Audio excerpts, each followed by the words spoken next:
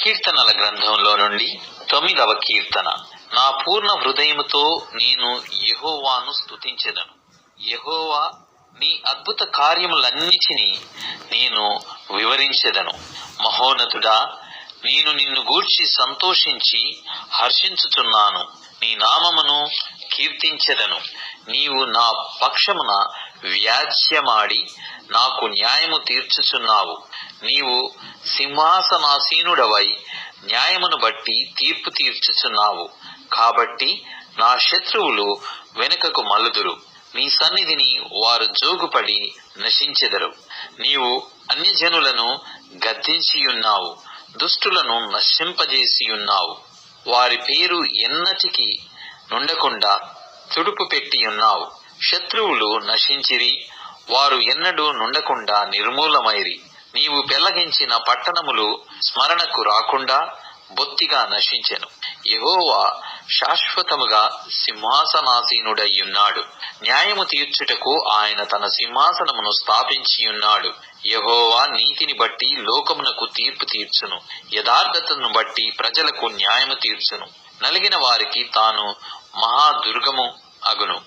ఆపత్కాలములలో వారికి మహాదుర్గమగును. యెహోవా, నిన్ను ఆశ్రయించు వారిని నీవు విడిచిపెట్టువాడవు కావు.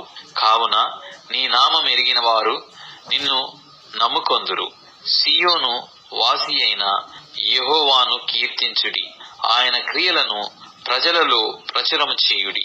ఆయన రక్తాపరాధమును గూర్చి విచారణ చేయునప్పుడు బాధపరచుబడు వారిని జ్ఞాపకం చేసుకొనును. వారి మొర్రను ఆయన మరువడు. నేను నీ కీర్తి అంతటిని ప్రసిద్ధి చేయుచు సీయోను కుమార్తె గుమ్మములలో నీ రక్షణను బట్టి హర్షించునట్లు యెహోవా, నన్ను కరుణించుము.